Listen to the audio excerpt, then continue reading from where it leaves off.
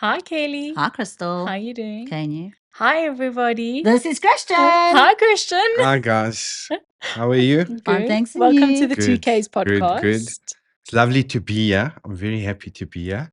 So I got really excited when Kelly phoned me up and said, "Please come on the podcast." I've watched a couple of episodes and I really enjoy it because it's so Thank you. natural. I love that I can literally see the anxiety. We all got it. But wait, Coming off before we him. carry on, But you're guys. handling it very well. I'm So proud of you. obviously that's what we're going to talk about today. Then is Yes. anxiety. Okay, but guys, please like, follow, subscribe, comment, share, and thank you to everybody that has done that. We really appreciate it. Chris, thank you so much for taking the time to come on our podcast. And I just thought it would be really cool to get you on, knowing what you do, knowing where you came from. And I mean, you're a South boy. I mean, Glenvista High School. Yep, born and So- bred in the South. Again, experience, lived it, healing journey, the whole freaking toot. He's, so I wanted to get him on because a male perspective. Yeah, instead of us always talking about our anxiety, others, and people maybe don't take it as serious As they should. as they should because it's real. It's so freaking real. So, Chris, what exactly do you do? So at the moment now, I'm actually the patient manager at a facility in Umhlanga called the Light Recovery.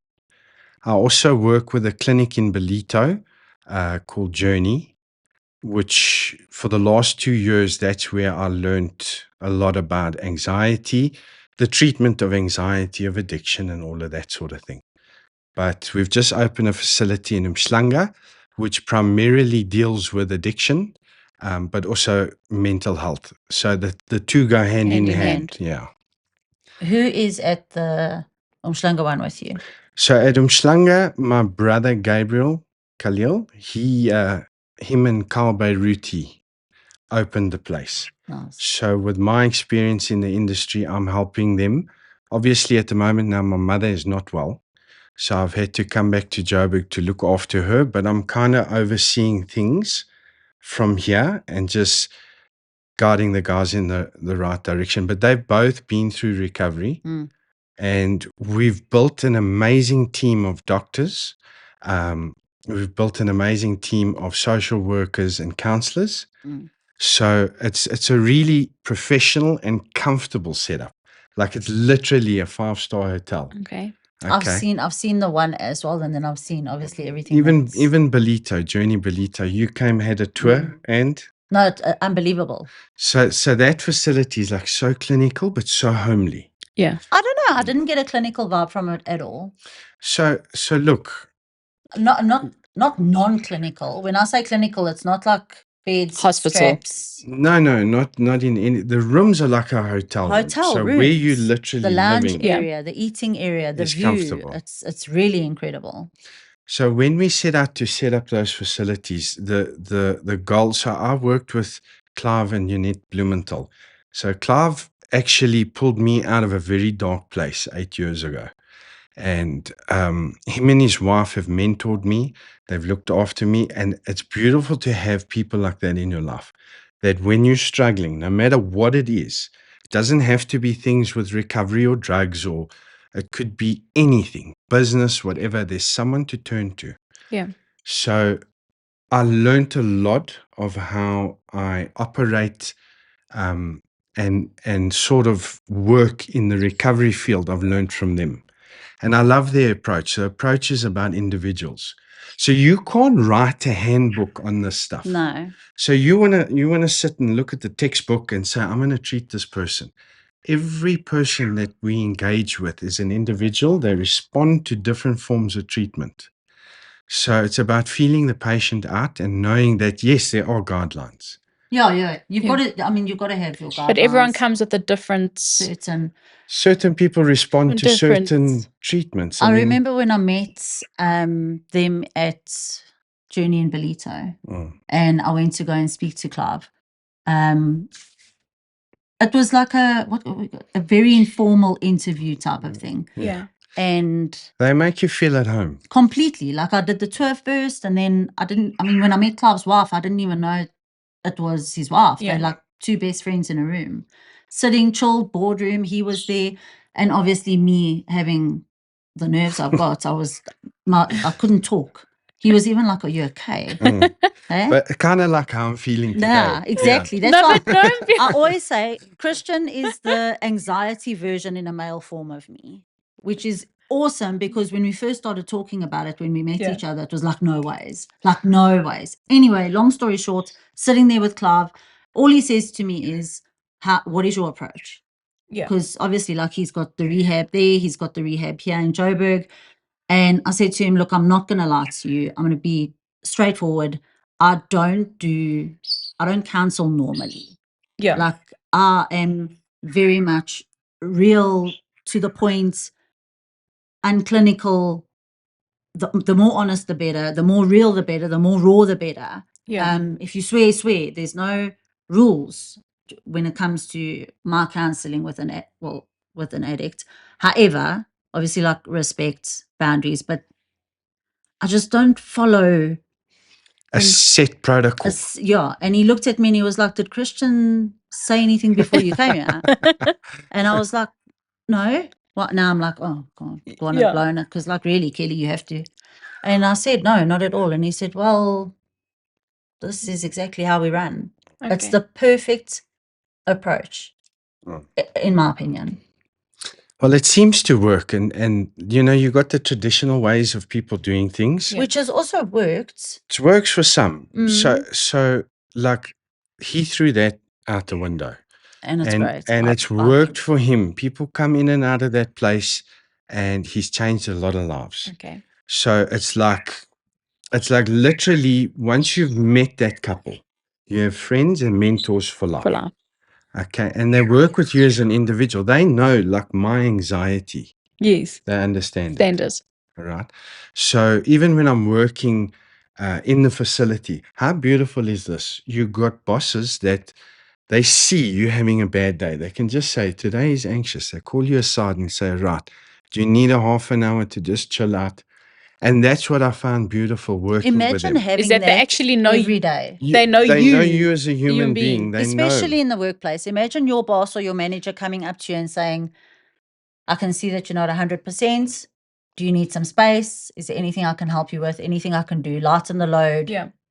Imagine you had that communication and support at home, at work, Anywhere. imagine. Because what happens to us, you guys know, suffering with anxiety, you kind of tend to suffer in silence. It's an embarrassment almost to let people know, No. listen, I'm anxious today. It used to be. It's a form of, like, you feel weak. You feel like it's It a bit feels of like weakness. weakness, exactly. So obviously you've been on the journey long enough. Yeah. I think Kelly now, like, we've got to the point where, listen, guys, today I'm anxious. It's just, yeah. I'm like, sweating I'll sit and bullets. shake. Oh, yeah, the sweat's running down my neck. And he'll be like, "You okay?" "Nope." "No. What's wrong? There's 3 people over there." So there were times I used to take 2-3 shirts to work. Okay. Because there's days that I'm extremely calm. This is what I'm still wrapping my head around. I do come across generally as very calm. Okay. Okay. But sometimes I'll have a day that I've woken up and it's not even anything. Nothing's triggered it. Nothing's happened yet. Nothing's His own happened. mind. And something's just stirring. And it doesn't stop. And as the day goes on, it gets worse and worse and worse. So I guess that's what we're going to be spending a large portion of this podcast lives talking about. Talking about Yeah. 100%. Okay, but let's talk about, because also obviously, like, in the facilities and stuff like that, it's rehabs and it's recovery, and obviously, like, on a wide scale. But with regards to anxiety and stuff, I know personally alcohol is like pouring gasoline on your anxiety. Big time. Like, drinking alcohol, if you do suffer with anxiety, I want to say chronically, Flip, you shouldn't. I mean, I'm not going to say you don't, but you really shouldn't. It honestly is one of the worst things to put in your body. And So I'll tell you, like, the scientific explanation for why it's so bad with people with anxiety. So in the beginning, you have that first drink. Your whole GABA system, which regulates your nervous system and the ability to calm down, alcohol works on that system. So initially, it'll calm you down. Once it starts moving out the system, then you got a problem, because now the body and the brain says, where's that stuff? Because it made me feel so good. Yes. So there's one of two options. Your body either goes into a bit of shock and then the anxiety hits seriously, or you got to carry on drinking Yeah. to just keep Here the it Keep on nerves going. Yeah. at bay. So like anxiety is the gas. I mean, alcohol is the gasoline for anxiety. Yeah. So anything psychotropic that has a mechanism of affecting the brain's ability to control its neurochemicals.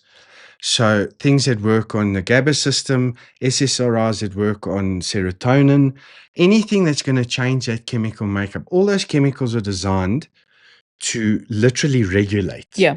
Okay. So now, as soon as you get it, makes you feel great. You hit a high. It's beautiful. And then when that goes, shivers, shakes. The But heart palpitation. I used to end up after every night out, right? You'd see me on a bar full of life, no anxiety, talking to everyone, no shyness. Yeah. The next day I'm in the emergency room suffering panic But now attacks. Having did his you heart know- rate Violent checked. panic But now, attacks. did you know at that time of your life that you had anxiety? Did you know it was anxiety? I didn't actually know. So, Yeah, but you must remember when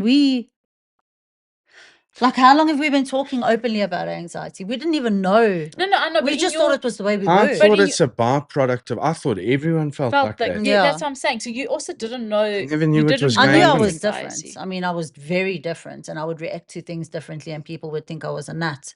Meanwhile, I'm just planning my funeral They inside my think- body, guys. What did you say? They think you were a nut. Yeah, So very cute, eh? Very cute. Listen, First and last. but what I gotta say, and you'll agree with me, yeah, Mm-mm. I think it's the hardest thing. One of the hardest things to deal with is anxiety, 100%. because like what we know about anxiety is very limited. Yeah. The medical world, counselors, doctors, psychiatrists, whatever, we haven't scratched the surface.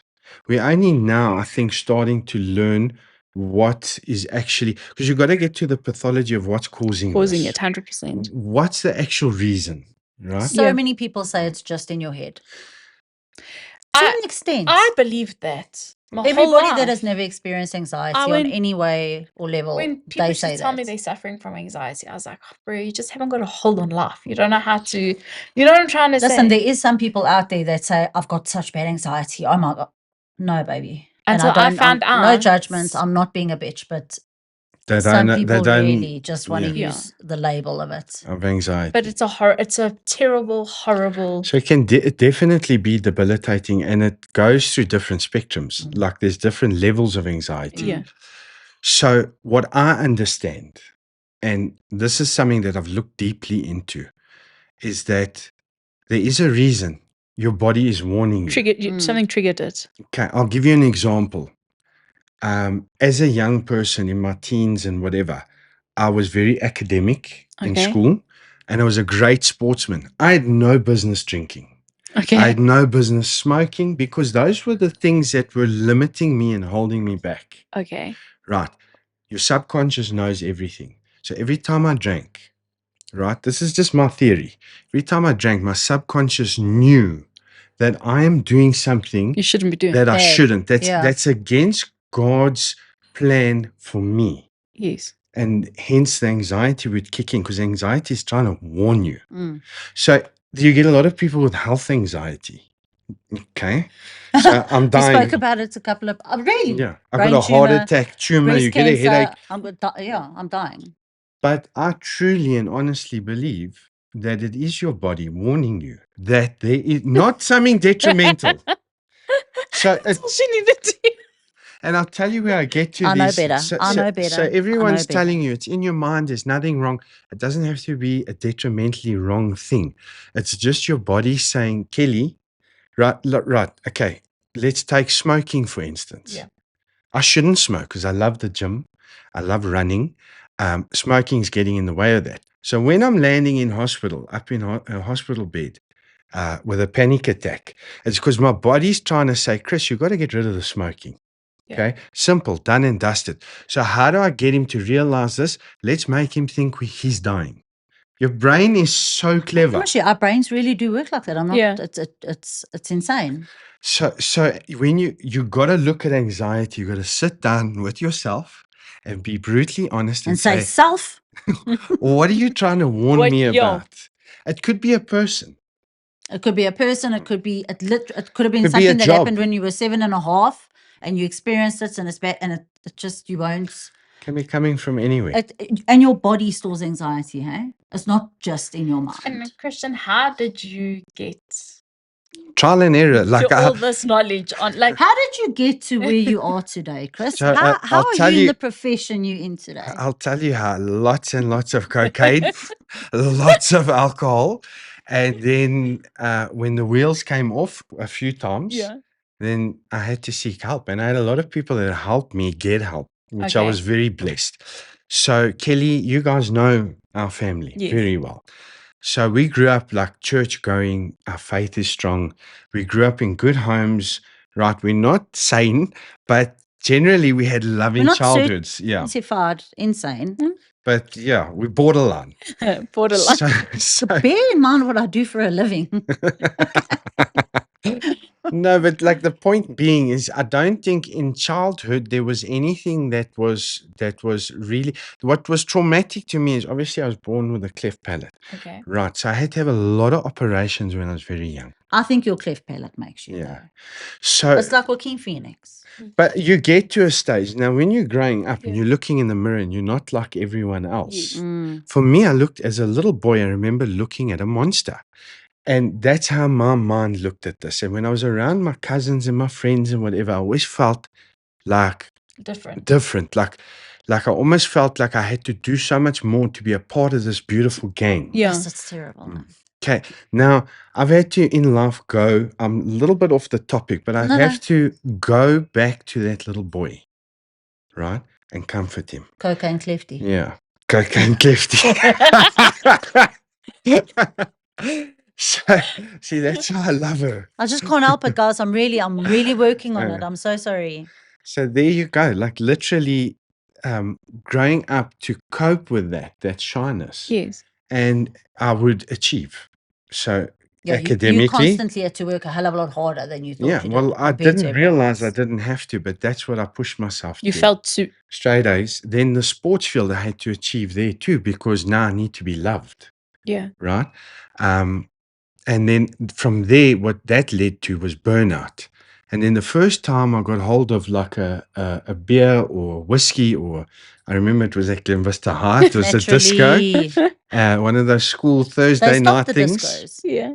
And we smuggled some Chinese wine actually from the Wow. Chinese restaurant around the corner. And me and my friends got smashed. Was this your first time? The Chinese restaurant isn't around the corner, guys. He's talking about that place that was at Maggie's Spa. Yes. Barton. Yeah, that was like, I'm talking years No, ago. easy 25 years ago. So is that where is that like where you Well, started? that was it, because like we were all, I mean, we were naughty. Yeah. Like off level. I mean, coming from a good home, I always somehow would attract two sets of friends, the very good academics and athletes, and then the rotten. And so I loved the rotten because you just felt at home, and we were always looking for adventure. Yeah. And I was a shy person. So being around these extroverts Yeah. that were adventurous, that like actually helped Gave me. you, yeah. It sounds weird, but being around these naughty guys helped me a lot. Yeah. All right. Gave to you get out of my confidence. shell, but a little bit too much. So Yeah. Chinese wine, from there, it was a love affair. Number one, because I didn't realize at the time, anxiety was massive. Massive. Massive. Even though I could do things like, you used to do school plays and speaking and whatever. I did it all in school. Yeah. High school was a little bit shyer, like in standard 6 and 7. And then when I left, I went to Benoni Technical College. Now we're talking like small farms, Benoni, hillbilly, backward bred. There's nothing wrong with Benoni. There is nothing wrong with There's a lot Benoni. wrong Let it with be Benoni. known. I just never knew that. And now, well, I mean, okay, Benoni Binger, let's go. So that's where I actually started with drugs. In Benoni. At this college, at this tech. At this tech. Okay. So I ended up, I don't know how, because I was an academic, and I ended up studying art and design I had a Okay. great epiphany. That's okay. And I managed to convince my parents, listen, this is a good thing, because there were computer courses. So at the time, like we would do graphic design and all of Yes. that. My parents were, yes, computers, that's the future. Get him in there. Yeah. Meantime, it was totally wrong for me. So when I got to this place, it's an art school. Yeah. When I got in there, I couldn't even draw a stick, man. So like the lecturers would come past, we'd have to do something. They looked at me and they would, like they don't want to say anything, but they just shake their heads and say, Okay, no, it's but not going to make We it. forgot to mention that Chris is Lebanese. If Chris wants to get into an art, he Well, to the art. I'm Lebanese. I can, Do what and we I'm want. Irish. I'm a leprechaun, eh? So, yeah, so that was Benoni Tech, but that's when I started experimenting With with drugs. drugs. So Benoni had a rich drug culture. So it started with weed. Okay. We were weed connoisseurs. So the gateway drug. Gateway drugs. So it was now hold on, sorry. We have different marijuana. opinions on this. Marijuana, I feel, is not the gateway drug. I feel alcohol is the gateway drug. I feel it's the gateway drug and you should not touch it. So for me, anxiety is the gateway drug. Anxiety, depression, inability to cope. That's because the mind becomes obsessive about these And things. undealt with anxiety becomes depression. Trauma, all these things. Like Yeah. when they talk about, anytime I'm reaching out to smash myself up is when I'm suffering internally. Self-sabotage. Self-sabotage, exactly. And it's a thing where, like, we can't blame a specific drug or a specific thing. Whatever it is, it could be TV games. I could have, as a child, immersed myself with that TV game, or it could have been anything. So that's for me. Like, I'd never like to blame a drug, but it started for me with alcohol and marijuana. And then at the time, there were these raves. So Yeah. at 15, I think I went to Camel 2000. one of those. Camel, Mother. There were so many at the time. Splash, this, that, whatever. H2O. And I started with ecstasy. Oh. And, At and 15, LSD. Chris? Was that your so it was alcohol and weed and then ecstasy? Ecstasy. At 15. At 15. Sure. So it was young. My parents never had a clue. I hid this so well. But they wouldn't because have a clue because the generation that they were from, they didn't know the what family, to look for. your environment. They didn't know, not in a bad way, but they didn't know better. They ne- really didn't know what to They look for. didn't know, like, if you went out, if I went to a rave and I came back at 6 a.m, they wouldn't question And they anything. wouldn't expect it from you. No. Because you, no, like no. you say, you came from a good home. And I also played the part. So Yeah. so my whole family always thought I'm the good guy. And my brother, who we were partners in crime, and everything was blamed on him because I managed to hide it better. Barry Kelly. Nice. So yeah, and then like you take those kind of drugs. That for me was when I can honestly say my mind changed forever. So you put something like LSD in your brain, which is a serious hallucinogenic. You see, hear, feel, it changes all your senses. So you're kind of opening up a world that the mind, I don't think, was ever meant to go to into. go to. Yeah, I And agree. that's when real anxiety starts, because you start questioning things. You start questioning reality, life, what we have. Now, is this while you're highing, while you're on the high, or is While this you're off- highing. Why? or is this when you're after the highing I love situation? you. While you're high. So literally, it's during. It's like, Okay. wow, this is another world, because it is another world. Yeah.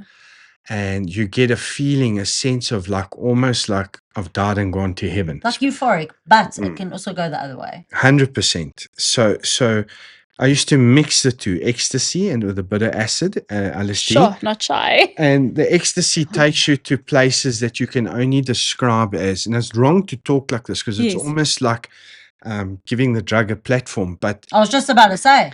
No, Like, but it's I'm reality. completely But against people need They need to know. people need to No, know. you need to know. Because like And that it's a 5-minute thing. they're actually looking into studies now with these drugs like MDMA and ecstasy, that they do have clinical benefits for depression because of where they take the mind to. But medically Exactly. administered and stuff like that. We're not for the No, we're love not of God, we're advocating not drugs saying- at all. Not at all. So there again, like I say, and I'll reinforce this, I base my profession at the moment is around getting people off these drugs. But the reason these drugs have such a big impact is because where they take your brain chemicals to. So the feelings of euphoria Dopamine. and dopamine and serotonin and oxytocin, ecstasy will flood the brain with that. All drugs, that you just get a surge of I these feel like that beautiful with food. chemicals. But and now everything that goes up's got to come down. And when it comes down, you come down really hard. And that's when people start chasing. When you get high, you get high. Yeah, the high's high. When you come down, No, it's like a crash.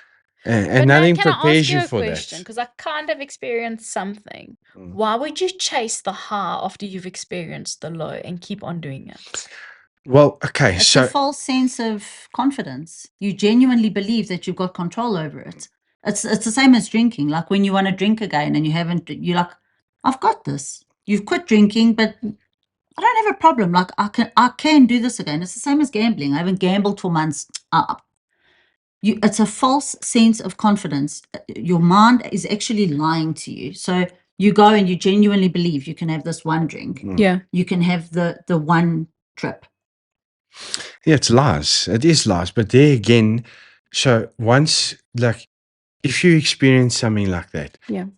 the brain's very quick to brain's function is to put you in a point of survival. It's But a whole how come you didn't mechanism. get scared? That's what I'm saying. Like I when was scared. the first time it happened, let's go to the 100 years ago, the first time. Oh, When you hit the happy high, 149th. when you hit the high and then you hit that low and that anxiety and that, Well, when you're young, I why think would you you can. touch it again? Yeah, when you're young, you're not You don't looking really at it feel the from lows. You the sleep them off. responsible.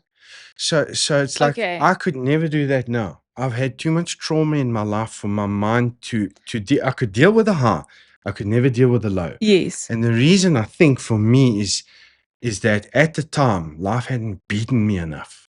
Okay. So You the hadn't more suffered enough. the more that your brain gets beaten through trauma, through experiences, through malevolence, That's like when the low. the lows hurt harder. Yeah. Okay. So the brain's ability to cope with the low is a lot harder. And yes, it was scary, but it's also ignorance is bliss. So when you have to sacrifice a whole day of lows for that beautiful high, you'll take it on the chin For the Okay. party, for the joy, for the to escape. The escapism. Yeah. It's And then how long? So you were 15. so at that the Yeah, time? let's jump a couple of years. Yeah. Because so look, I got also off want to all touch of on your this. trauma. Yeah, I got off all of this Yeah. stuff when I was about 17. It wasn't bad. I would smoke weed every day, but then like something clicked in me and I said, no, this is not for me. Went back. I excelled in college, passed with honors. Like I think I got 80% for everything except the Okay. one subject. I got like a 70. Oh no. Bearing in mind this is art, but I applied myself. Yeah. And I had a year drug-free, alcohol-free. And this is 17 years old, 17 years old. Okay. But I didn't tell anyone. I just quit. Okay. So there wasn't help, intervention, nothing. I just stopped On your own. everything. And that was one of the best years of my life. Then fast forward to like a place where I felt I could drink again.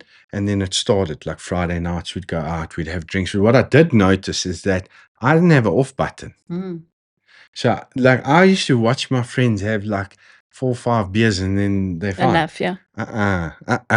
Like they So- would get tired at like 2:30, 3 in the morning, like it's home time. I'm just getting started. Yeah. Man. What do you mean? So a lot of people No ask us, vomiting, no passing out. Literally, like no stop. We going. no, there's no off button. So Okay. exactly like that. Like I loved it so much that I didn't want it And to that's end. just on alcohol. And now how right? old are you now at this stage? About 20. Okay. About 20. But then I managed to like during the week focus. And you must remember, sorry to cut you off, that was, I want to say, like almost normal It is normal. in think about our youth. That Yeah. was the norm. You would go out, jaw hard, party hard, drink hard.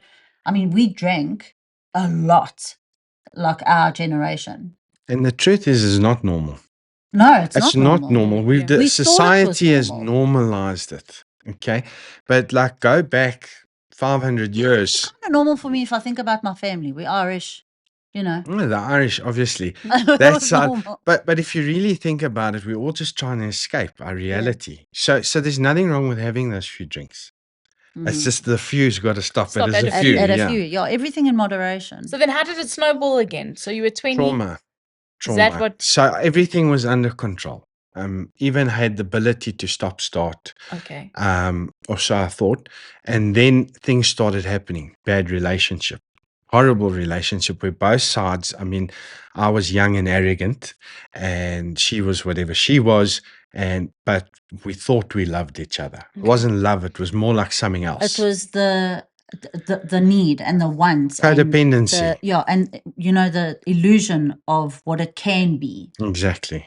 So I don't think both of us even knew each other. Yeah. We just felt comfortable that there was someone there to what we thought was love each other. Okay. Meantime, we spent more time, I think, like pretend, like pushing Forcing and the effort. forcing Yeah, it to yeah. make it work. And what used to happen was arguing and fighting. Okay. So, like, you can't sit there where it was traumatic. I'm not saying that person traumatized me. So, No, it was the experience. the whole experience, the fact that I didn't know what I was doing.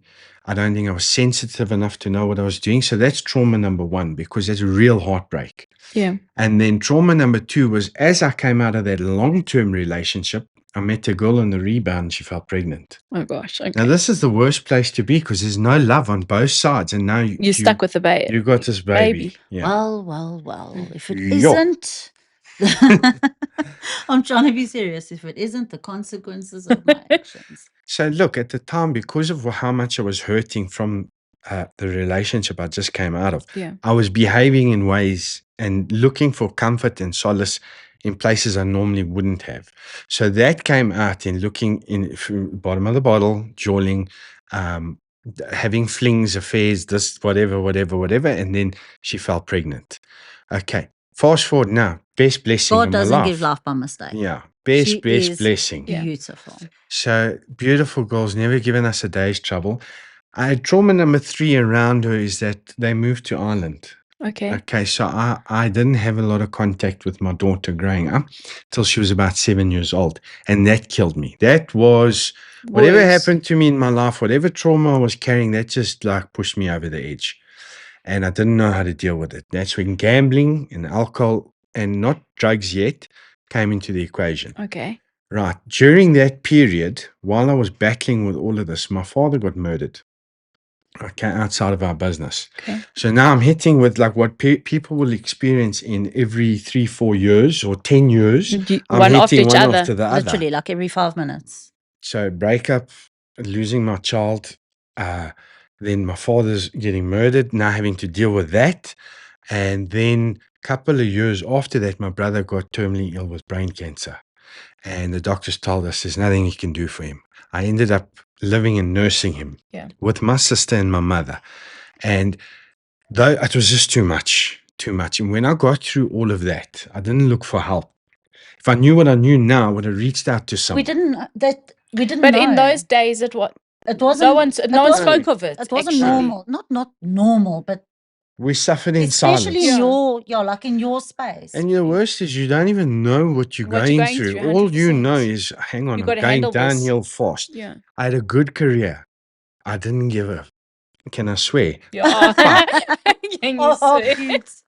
So I had an amazing boss. I was traveling the country and internationally. Yeah. I was doing so well. But then with all these traumas, I just stopped giving a fuck. Yeah. And I lost that. And I still haven't forgiven myself for the way I treated those people because I performed so well for them and they did so much for me. And it was just like, that was like my second home, my second parents. And when I let them down, it was hard for me to deal with. So they didn't deserve it.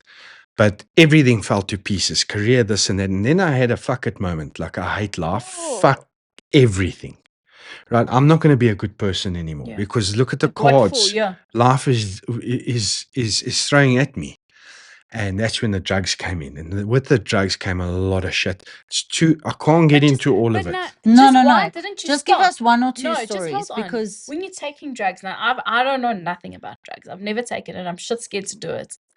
Why do you keep going back to? That's what I want to know. Like, why? it's an escape. So the brain latches onto something that stops you from thinking. Okay. And the addiction. So it's sorry to cut you off, but you must also, like, addiction, I've heard this before, drugs, I love Steve-O.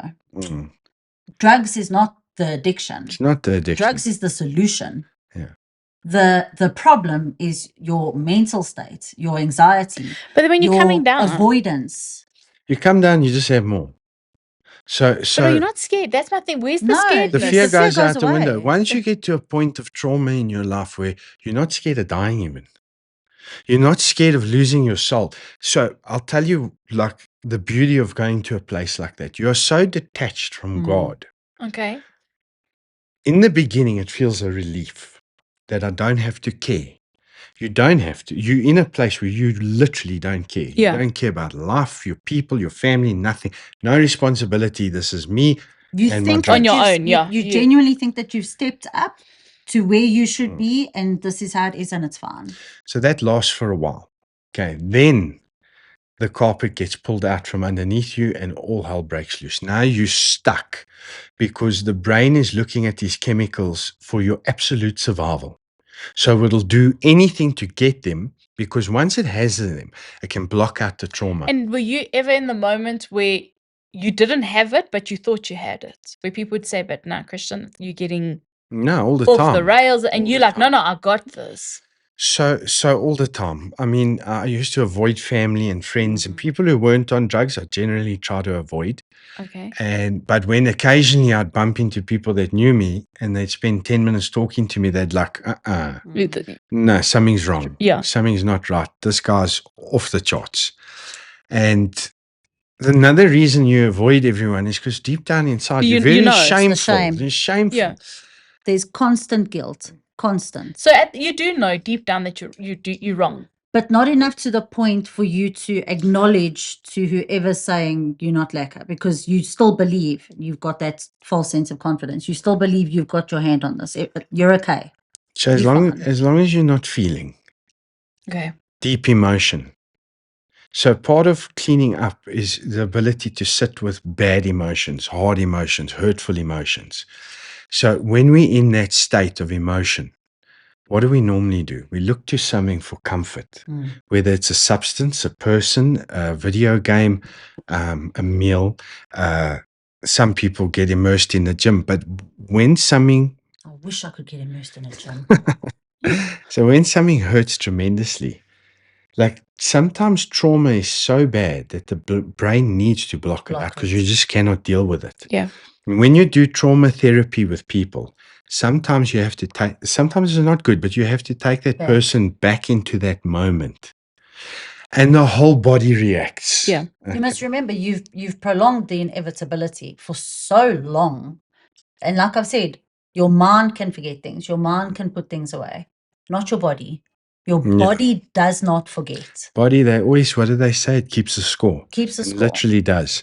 So there'll be days you walking around, you think you just got a bit of tension in your Yeah. neck. You may have slept wrong. It's not. I experienced something, and we'll get there, called, you get something called multiple sclerosis. Yes. When you come off certain drugs, the brain gets affected so badly from taking that drug away that your symptoms can mimic multiple sclerosis, Okay. where the body goes into a state of severe shock. The nervous system can't regulate. And you get something called the MS hug. I don't know if when you've had anxiety, you've ever felt like there's someone Pulling you a belt around your you. chest. Okay, so that's all related to the nervous system, trauma, all of this. So when you're working with all of these things and trying to do healing around anxiety, trauma, depression, you got to get the body to release that, because sometimes you can let go of something, but the body hasn't. Okay. And look, everything we do in life, like there, when you go into trauma now, the worst is, I wish we had like 5-6 hours to talk about these things, because Yeah. there's I wish so you didn't much. live in Umhlanga. We could have a part 1, part 2, part 3.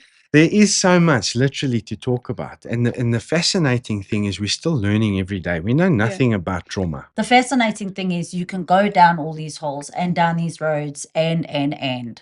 You can fail 1,000 times. You can relapse 1,000 times.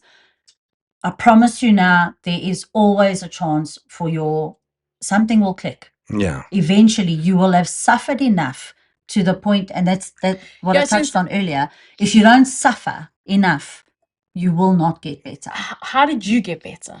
He suffered I enough. suffered enough. When was enough for you? Like, when did you wake up and say, When I became homeless. was that your rock? Was that your rock bottom? My brother and I, we had the ability to make money, but then the habit, that gambling and the drugs got so bad. Yeah. And the abuse of money that we ended up just making money to get drugs and to gamble. So we didn't even have a home for a while. Okay. And we were walking on the streets of Germiston. Tell them about Let the me just B&B. ask you something now, because I'm thinking of things while we're talking. In all this, how did your family? Obviously, We we put them through hell. Yeah, you put them through hell. Did they just say that's it? That's what you want to do? Eventually, they tried. First, They just left you Look, guys. in They the would go beginning, missing. yeah, for months. Missing. No one would know where we were for months. When B&Bs. times were good, we'd stay in Empress Palace for a month or Yeah. 2 months or 6 months or Carnival City or Sun City. That's when we were operating. Like I don't even want to go into what we were Hustling. doing. We would call it hustling, Yeah. right? And then when things were bad, we were in like Formula One and like these Naji motels in Yeah. Turfentine. So look, when you get to that place, I remember walking in Germiston on a cold winter's day in slops and shorts. In Germiston, eh? In Germiston, that's where like alcoholics and drug addicts go to die. You know? Literally. And that's literally where I said, right, okay, this is it. This is that do or die You're point. there, yeah. No This is offense to the people that live in Germiston. So But- it's you and your brother. You are together. You are together. both We were little always shits. always together, always together. Okay. And look, we had a lot of people come and go along the way. And listen, it was a horrible world. Like there were stories I can tell you where we feared for our lives.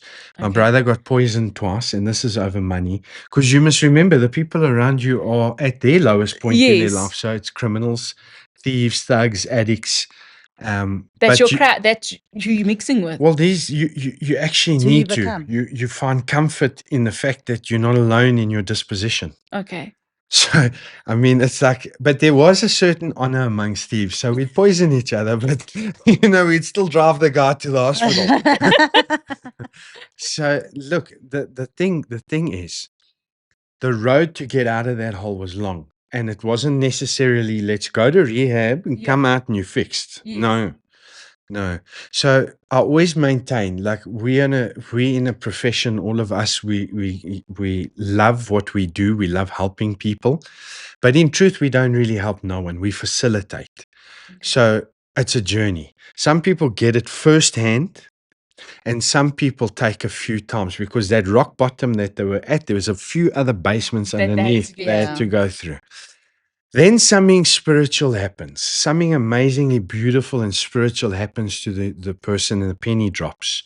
That, like, I almost say the desire to fuck yourself up lifts. Completely removed. And I don't think that comes from, that happens when you work. You genuinely have got to a place, I think, where you've worked.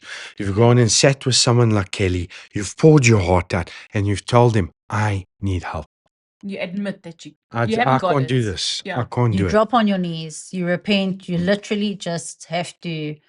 And like, I just want to touch on it. Like Chris said, so many people are scared to go back and talk about childhoods and what happened, and where they're embarrassed. They think it's the worst. Guys, I promise you now, what people have done, the things that I hear, what we overcome, You hear all what sorts. we're able to overcome is surreal. The person that you can become, homeless, going to die in Germiston in slops, and now saving lives, literally saving lives every day. The person that you can become takes one thought, one change, one click. Yeah. You can do it. I promise you. You I think it really can't happen to believe- you. It can. I know we're back to me and my believing, but I do believe you have to go down that road to be who you are today, Correct. because else you would never be able to No, you would never be doing what he is. doing what you're doing, helping so many people. And it's not even something that I wanted to get into. Yeah. This happened. This is why I think that I always say this, it's God's will. Yes. Because the more I fought working in recovery, the more I get pulled back in. Okay. Okay. Because it's not something that even once I cleaned up wanted to do, Okay. but I keep getting, like, by default, Go back into going it. back in. And even when I've tried to get out, I just go back in. So I've accepted that for now. How many times were you in and out of rehab for treatments? 3 times. So I went for 6 weeks to a horrible place where hold I had on. a rat living in my bed. But wait, we've got to go back to the Germiston day where you actually said, this is it, this is enough. How did you get the help the first time? Well, I had it while I'm walking. I had an epiphany with my brother. We were walking together, talking, Yes. and we were planning how we're going to get money today, so we can get to gamble and do our drugs and do whatever the else we need to do. Okay. Maybe get a motel. That's what we woke up for in the morning. Okay. Imagine waking up in the morning and your aim, money for a fix and a hotel room. And And bear in some mind, people no won't job. wake There's up in the no. morning and say, There's no "Oh, real job here, eh? So what I can say is addicts are extremely talented, because imagine like no wallet, no ID, no nothing. And yet by 11 o'clock that morning, we had about 2,500, 3,000 rand. Sure, in those days. We weren't stealing. We were just hustling, Yeah. right? But we didn't have a job. We didn't have something to sell. We just had the gift of the gab. But you'd be surprised when you need to do something. How you can do it. How you can do it. And I always tell myself that when I get lazy yeah, now. yeah, I said, I hustle so hard for my drugs. You can get up and go to work. Yeah. Do you know what I mean? You're not tired. Because when your brain not needs, tired. yeah, you're not tired. So look, going back to that moment, I looked around. I remember as a child seeing a homeless man on a bench at that lake in Germiston. Yeah. And he was an alcoholic. And I remember feeling so sorry for him and wondering as a child, what happened to that man? Why is he like this? And I realized in that moment walking, I looked at my brother and I said, You became I'm that. that man now. And if I don't wake the fuck up, I'm not going to get out of this. Yeah. And I'm with my brother and we have to do this together because I don't want to see him like that. disintegrate Getting cold like shivers, that. yeah. So the first thing we did, bear in mind, we hadn't spoken to our family or our cousins or for about a year. Okay. First thing I did was phone my mother. Now, imagine his mother, Sure. Irish, lost her husband, buried a son, other 2 sons go missing. She went through, that woman is strong, like really, really strong. She's Whatever we Irish. thought, exactly, whatever we thought we went through, she Yeah. had gone through 20, because all the trauma I went through, she experienced with me and all her kids. We're 6 kids, so Yes. she experienced all the hurt with them. Now to lose her son to cancer and then lose her 2 sons to drugs. Wow. So we phoned her and we said, Ma, we're ready to come home. Sure. Yeah. Okay. And that's where I've got like an amazing family. They all stepped up. They all stepped in. My cousin, I'm going to mention her name, Natalie, my uncle Gerald, my Fabian, Jonathan, everyone stood up, especially the 2 that I'm going to mention the most out of all my cousins and all my family who were absolutely supportive is Gerald and Natalie, because they facilitated all the payments around our treatment. Okay. And when we went into treatment, I think that particular time, coming off the street with Wasn't Germiston. Natalie also, I'm so sorry, guys. I'm really sorry. She was also a Miss Lebanon. She was Miss Lebanon, yes. I think Remember so. we did Yes. a podcast not so long ago on Miss Lebanon? Mm-hmm. So she helped. She stepped up to the plate. She paid for my first rehab, and she supported me when I was out of rehab, and my brother. She is an incredible human There's being. no one like this on earth. When there's a crisis, that woman steps up to the plate. Even like no Fabian other. phones her all the time. My sisters were integral. They stood by us. At first, they were like, sisters. No, They yeah, wanted yeah, to kill us. Yeah. But when they saw we were serious about getting help, they were fully behind us. And both my sisters, I can say, played a massive, integral part in the it's a healing. sister thing, Yeah. My mother, my uncles, my aunts. If I miss anyone, I thank them all. My whole family. He lived with Biggie Mom. So I lived with Auntie Phyllis. Auntie Phyllis was a big help spiritually. And another thing is, she never judges. Yeah. You can do the worst of the worst. She brings you, she holds you with loving arms. And I always compare my aunts to the way I see Mother Mary, is that ever loving or forgiving, unconditional love that can bring you in and hold you tight. And if it wasn't for that element, I wouldn't be sitting here today. I think my and you know what, we treat people on a daily basis that don't have that. Yeah. Yeah. And I always thank God. I say, thank God I had such a big Family. support system in my family and my friends and like in-laws and whatever.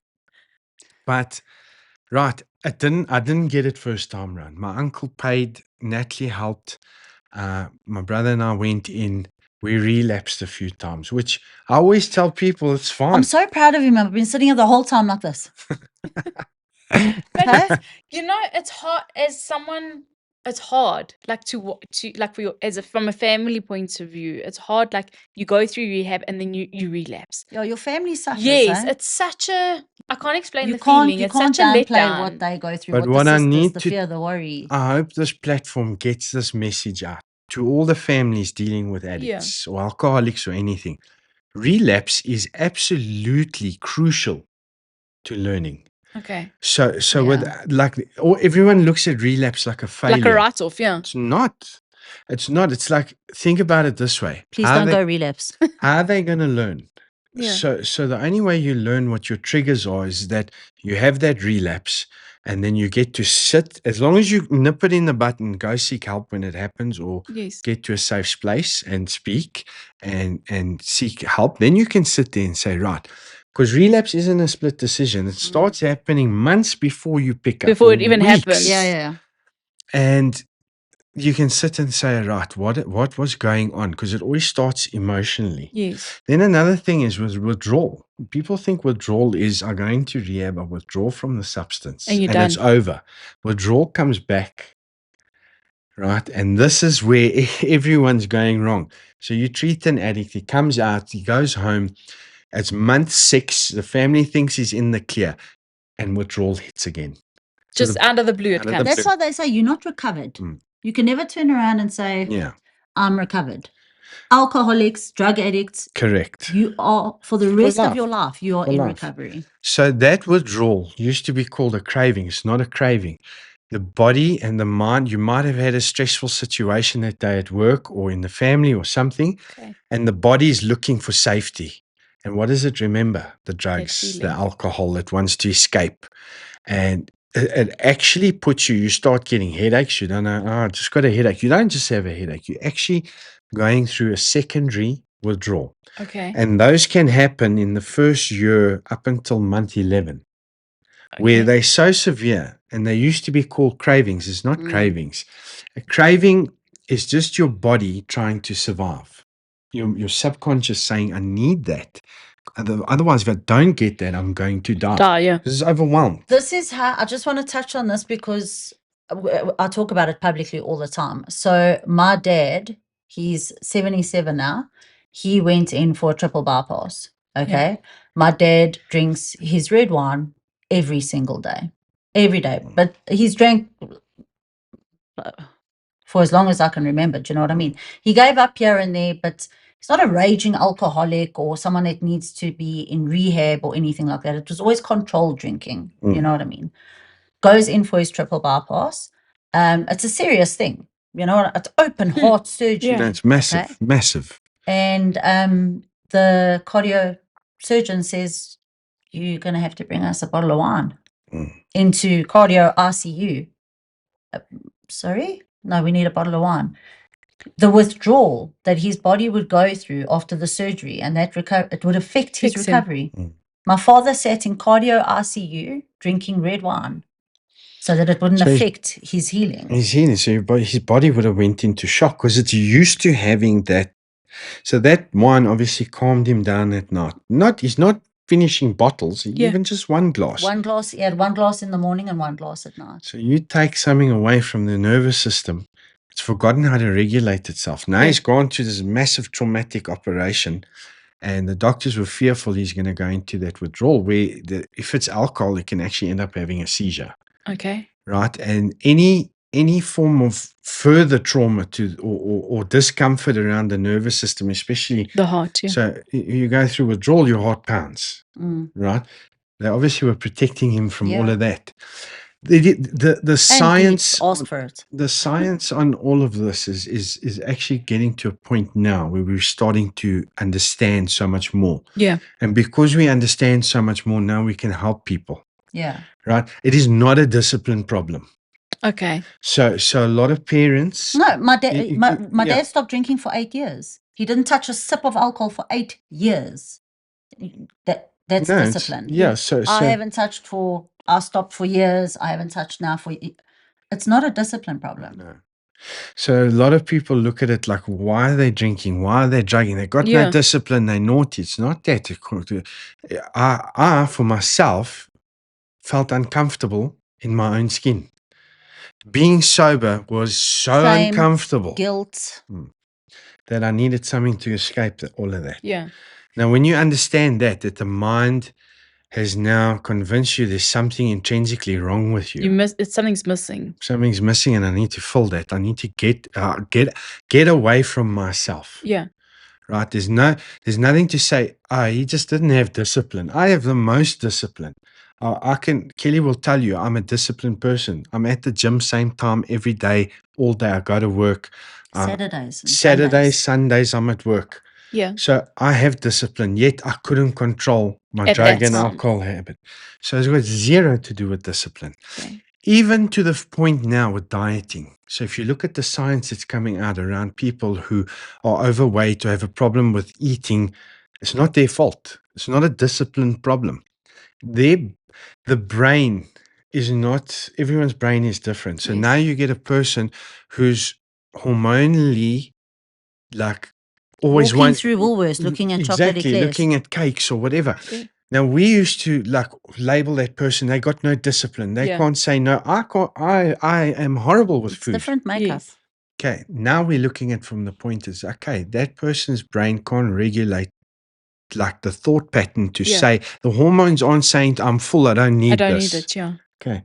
It's the same as addiction now. So when we start looking at all these problems, instead of blaming the person for their lack of discipline and saying, right, they had a serious disadvantage here, and we need to educate them firstly about their disease, and then we can treat them and help them. So the more we learn now, the easier it is to treat people. Yeah. Yeah, so it's This was great. I need a wee. So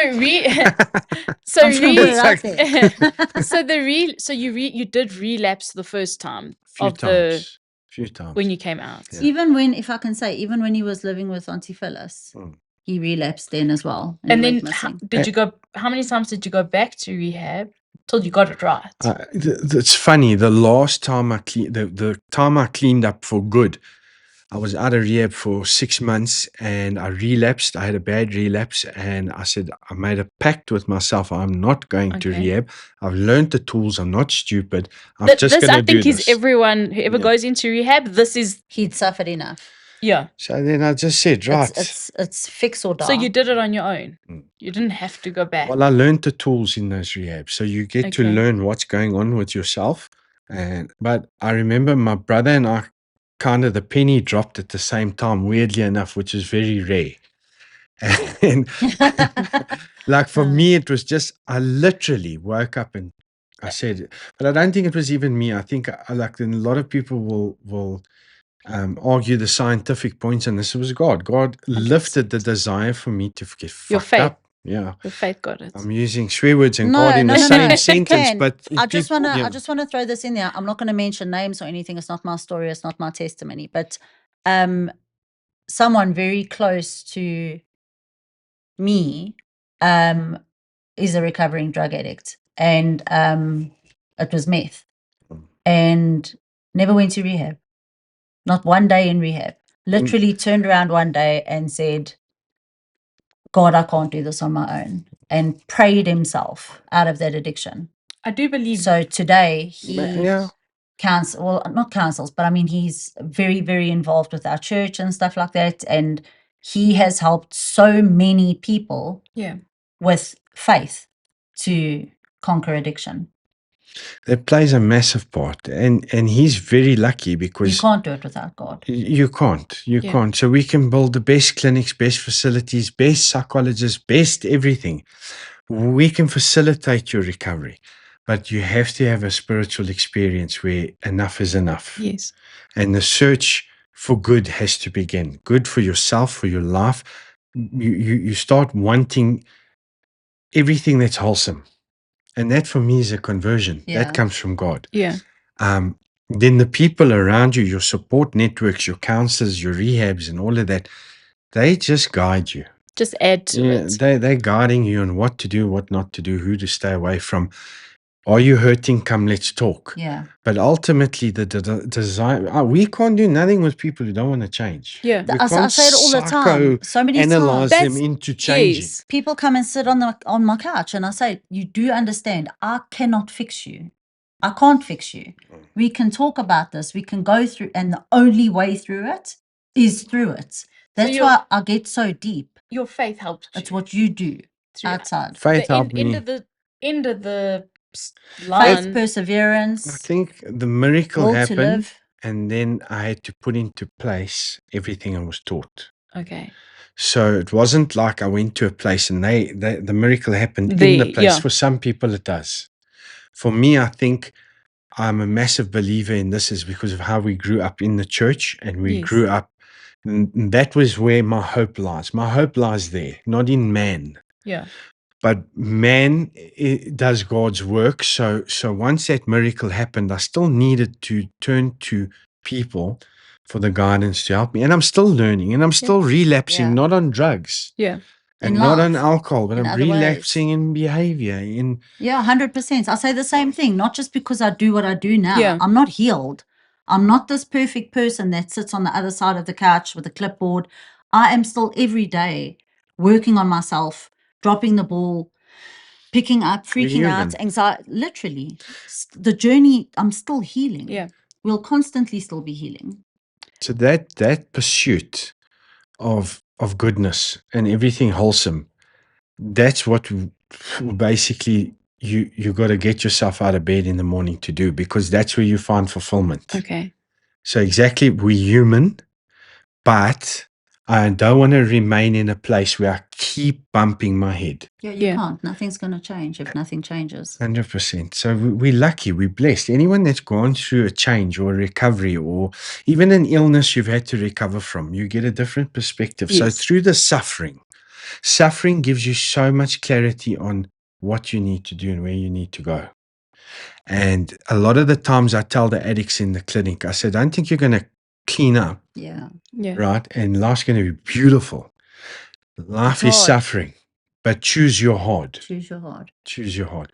So it's hard down the drugs and alcohol and it's Yeah. horrible. It's disgusting. And it's You've also got to hard, face yeah. so To much be the as norm. well. Yeah. The recovery isn't just overcoming the will to drink or to take the drugs. It's the journey of mending relationships and acknowledging so much that you've done, and because like we touched on, families suffer, they suffer, but you do understand that you are never ever at the point where you cannot turn around and get help ever, as long as you still have a pulse. Yeah. There's always help. There's always hope. There's always hope. And one thing, like, even though I didn't have to go back into a rehab Yeah. to get it, I learned things in rehab, right? But I say to everyone now, if you're battling or family members battling, by hook or by crook, you get them help. You force them in. Yeah. Okay? Because I needed that. Sometimes it's hard, eh? Yeah, it's hard. You needed that Yeah. The first push. time we went in, like, I remember my cousin actually, Natalie, tricked me into going in. Okay. And then I wasn't done. And I went out, I had some more. Then I had the Germiston moment. Yeah. But if she didn't force me in The or trick first time. me in, it didn't. That's where, even though I wasn't ready to stop, Yes. that got the ball rolling. So whoever's in a position now, I'd like them, whoever's watching this show, if you or anyone that knows of anyone suffering with addiction, no matter what it is, it could be to gambling, could be to tablets, pharmaceuticals, worst addiction. Yeah. It's worse than street drugs. Any of that, reach out. Even anyone on this show, reach out to us, or whoever can help you and guide you, get those people to help. And then what these clinics and rehabs and everything is about keeping you safe till the penny drops. Yeah. And Okay. teaching you the tools to recover. You're not going to be there forever. Yeah. You're not going to be coming for counseling forever. You're coming to heal. You're coming for us to enable you with the tools to realize and transform lies in your mind, and it I really also is a feel beautiful thing. you have to want it. Definitely. You can't. It won't. Like you say, you can have the best of everything. If you're not ready, it's but not if gonna it's happen. not your desire and your wants, No, it's hard. it's impossible. Yeah. We don't have the magic words. Mm. No one in the industry has the magic words, no counselors, psychologists. I think I said this before on the show, but I can't reiterate that enough. We don't do nothing. We facilitate. The patient gets himself well. Yeah. And how he does that is by wanting to learn. Yes. Or her. Change. Yeah, they want the change. They want it. They want a better life. They want a beautiful life, because life is beautiful. 100%, Even in it's suffering, it's incredible. beautiful. Yes. But if you're walking around inebriated and in a place where you're not of sane, sound mind, you can't enjoy it. And Yeah. you're constantly drowning yourself in your victim mentality and those thoughts and the Correct. shame and. For goodness sake, man, just give yourself a chance. Give yourself a chance. It's never too late. You haven't done too much. There's nothing that you could do. Okay, well, there. Is there, I'll now do a I'm few talking things. because I'm thinking of my own children and stuff like that. Is there advice that you can give to anyone listening in that? What's the advice Educate. to prevent the next generation or someone going down the road you went down? I mean, you were 15 when you went down that road. Self-esteem. Self-esteem and educate your kids. So Knowledge is power. if you got a child who's not going to waver to peer pressure, Yeah. and that child's been brought up in a home that doesn't tolerate things like drugs, alcohol, when they are so confident in themselves and their Yes. friends at school are going to offer them drugs Yes. and offer them, like, let's experiment. They know, I'm cool. I'm happy with myself. Yes. My self-esteem's okay. I don't need that stuff. That's where you got to get your children to. A place where they're educated, like Kelly said. Yeah. They know the dangers, but they're also so confident that they don't have to do things ever Yeah. to feel The fit in. scary yeah. reality is we can't protect them. Yeah. We can't protect them from the world. yes. We can only educate them and guide But them. those are good points what you're saying, because it's all about confidence. Confidence is key. Yeah. Because a lot of my reaching out for substance was because So you my need- self-esteem was low and I had Yes. no reason for it to be on the floor. Yeah. Self-loathing yeah. is honestly a terrible thing. Exactly. Okay. So I'd say important thing for the kids is see some, even, do you do kids? Mm. Okay, send your kids to Kelly, right, to work I'm not on. gonna lie, they're the hardest. It is hard. Not the hardest. It's difficult. It's difficult, but like if you can send them in before the problems hit, Yes. to work on their self-esteem and their self-worth, I think you're giving them so much more of a chance of not falling Yeah. into addiction. Even just already, if you notice that your kids in some way or another, even your teens, are self-sabotaging, self-harming, you've noticed a ridiculous change. Look, don't get me wrong, teenagers change. They're Yeah. fucking moody No, bastards it's every hard. day. It's hard. But there is going to be some time where you're going to turn around and think, something's off here. Yeah. Don't just ignore it because you're fearful of what it actually could be and you don't want it to be that. Rather, communicate with your kids. Yeah. And if you feel like they need to speak to somebody or they need to see someone, please don't be that family. Don't be those parents that are like, no, not our kids. Yeah. You sort yourself out. Or This is doesn't ridiculous. exist. We don't, And- not in this house. And I think that's where You please. today I'm not running our parents down, but we're more open to acknowledging a problem. Correct. And we in the olden days, it was like, we're fine. Yeah. We don't do this. It's not. We're not No. those It's the other people. We're lucky to live in that age where we Yes. actually do have a handbook. Now Yeah. we like we're guarded. yes. Now we're like, oh, I think there's something. Let's see how we can fix it. Or you acknowledge. Especially something. because remember what our kids are growing up in, hey? The generation they're growing up in, the technology.